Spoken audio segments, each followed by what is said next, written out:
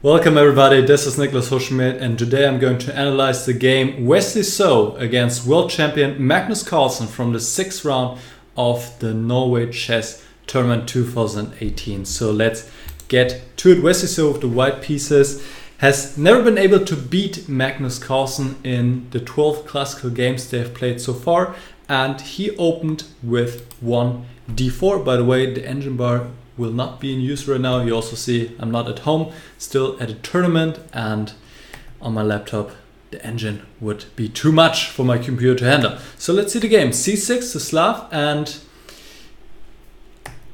I heard, or other players said, that Wesley didn't expect the Slav from Carlsen, and this is why he went for a Slav Exchange Variation. He took on d5, which is considered to be quite a boring line, but also very solid and drawish.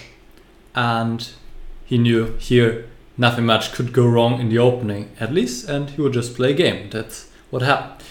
Both sides developed their pieces. a6, rook c1, bishop to f5, e3, rook to c8. Positions, of course, absolutely symmetrical, but white has one more move as he has started, so it is white who has a little bit of something and black who still needs to equalize fully. Here Carlsen plays a rare move. The absolute main is to play bishop d6, exchange bishops, and then go from there. Usually what you see in the database, most games end in a draw. Sometimes white wins and very, very rarely black wins. So this is just a line with a large drawing tendency. So knight d7 played. Now knight a4, typical maneuver here. The knight wants to come to c5 later on. Bishop e7, and here So plays a new move, novelty, h3, before a3 and knight c5 had been seen.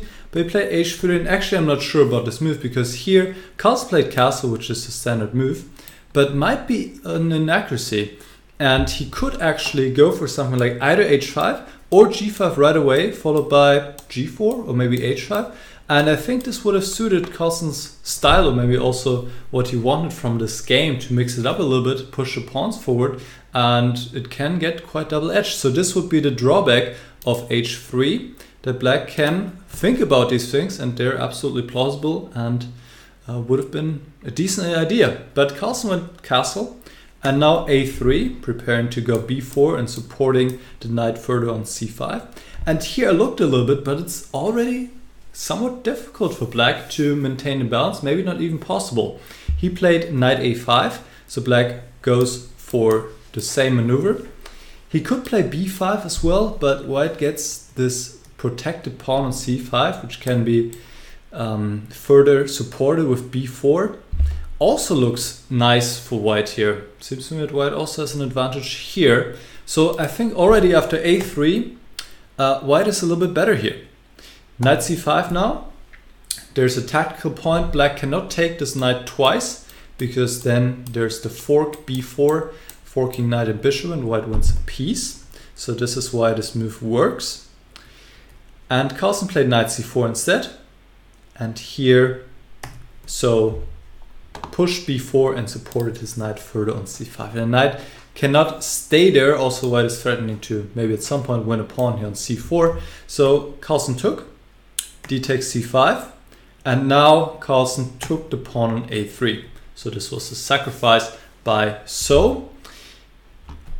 And the compensation lies in the fact that white has really nice piece play. First of all, knight d4, and white threatens to take the bishop here and destroy or weaken the black pawn structure a little bit. Bishop to e4, nice move by Carlsen, provoking f3, and now the bishop retreats to g6. Now queen b3, going after his knight. The knight has to come back to c4 to safety, and now white wins back the pawn, and we reach this position. So something has changed. White has given up his bishop for the knight, but he has more space. He has a nice knight on d4 and ready to bring the rook to d1. All his pieces are well placed, and here black has to act precise to not be much worse. And here Carlsen didn't play the best move. He played queen to e8, but instead he should exchange this bishop, bishop g5. And here we see the advantage of provoking f3. Now white cannot move the bishop anywhere, because then the pawn will be hanging on e3 with check.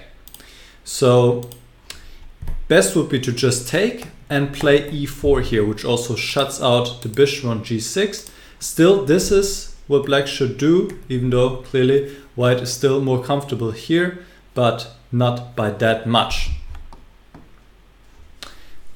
After queen e8, the white advantage is bigger.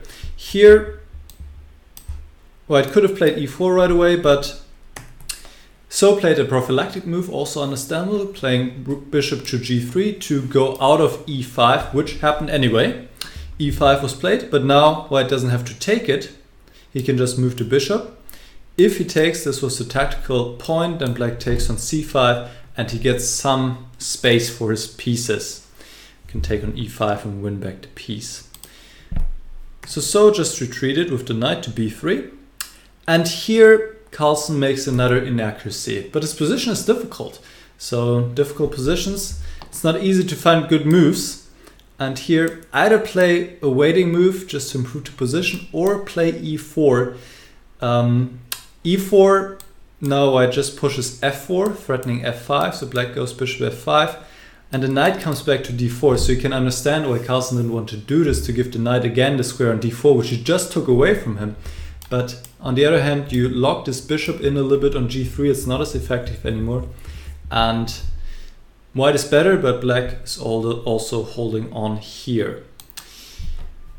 Bishop d8, and here So plays a strong move. He goes queen to d5, which is a double attack against both these pawns, and this is the problem of bishop d8 that allowed this double attack. Black cannot defend both pawns, so he defended the pawn on b7, goes queen b5, and white takes a pawn. He's a pawn up now again. Bishop takes e5. Well, not again, for the first time in the game. The point is here, if black now takes on b4, then white goes bishop d6, attacks the rook, and after rook e8 there's c6 with an attack on the queen, and this is game over because, well, if white takes on b7, white will queen or get a rook for the pawn, and if b takes c6, white takes the queen, and then the rook is hanging on c8. So this wins for white. Best would be here actually to play, Carlsen played bishop e7, best would be to go rook e8, but still queen d4, attacking this one, protecting the pawn. White is pawn up here, and of course clearly better. Bishop e7, here already white could get a winning advantage, in fact, if he goes for knight a5 and goes for the pawn on b7, just because all of the white pieces are placed so nicely and black doesn't have any counterplay. So also played a good move, queen back to d2, defending the pawn on b4.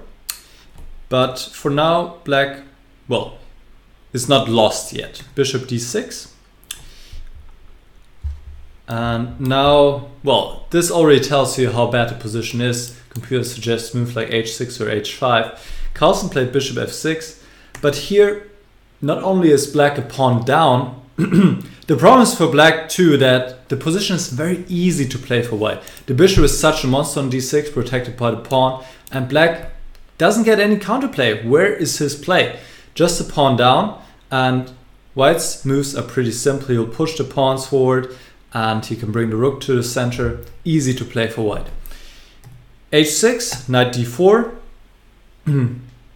White has many ways to play. I quite like this decision to allow opposite colored bishops on the board, because here black just doesn't have any counterplay. The bishop on d6 is so strong. So let's see how So goes about it. He pushes his pawns forward, push, push, push, and h4, and already you can see that the black king can be attacked here as well, which is a common motive in positions with opposite colored bishops, and the bishop on d6 just stops any play for black. There are no open files for the rooks, so it doesn't matter that the white king is exposed here because there's simply no black pieces getting to it. Of course, the queen also perfectly placed on d4. Now rook a8, Carlsen tries to find counterplay with a5. Here actually already g5 was possible, but So said no rush, rook c2 first, preparing it, and now he goes for g5. Bishop h5, well, if black takes on g5, he is just fast and accelerating the end. Rook g2, and you can see there's also a disconnect. Black can even defend his king here, White just takes on g5, threatens checkmate on g7, and has a free attack and winning attack. So Carlsen played bishop h5. Here, well, g takes f6 is possible, but So just played g6 check. Also makes a lot of sense. Now the king is always on a checkmate. Has to watch out for back rank checkmate with this pawn on g6. And here So played b5, queen takes, and rook b2 to get the rook to the b file, get it active. Nice idea. And also not allowed, this is also very key. I really like this move b5. He doesn't want to have this rook active suddenly, where the rook can come and do something and the rooks become active. So with b5, So it doesn't allow black to open the a file, and he wants to penetrate via the b file. And here Carlsen makes another mistake. His position is lost, but queen c6, then it's really simple for white. Queen d7 was better when white still has to be a little bit precise. Queen d5, threatening the pawn. Queen c6, and now queen d3 back. And then to come into b6 with tempo next move. Let's say a4, rook b6, and then come back with the queen once more. And the pawn will drop on b7, and white will win. Also bishop on h5, of course, out of the game. Doesn't do anything on h5. But Carlsen played queen at c6, and now the same happens, but just tempo more for white. Queen to d5, and Carlsen tried a4, but the pawn alone will not do anything. White takes on b7, threatens to take on g7 now. a3, just rook takes g7, takes, and checkmate on h7. So Carlsen defends the pawn, but now So just played c6, and he wants to go c7 next, he wants to go rook b8 next, and there's nothing black can do against this pawn alone. Like I said, won't do anything.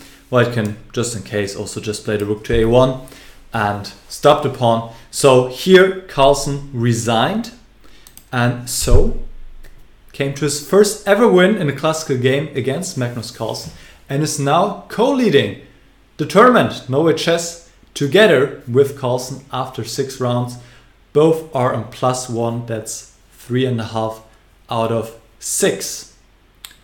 Or well, it's a little bit more difficult because Ding Lian dropped out of the tournament, but they're both on +1 and leading the tournament together. Overall, you have to say, brilliant game by Wesley So, who, one is to say, clear crushed Magnus Carlsen in this game. Outplayed him in the Slav Exchange Variation. And I think the problems began early on.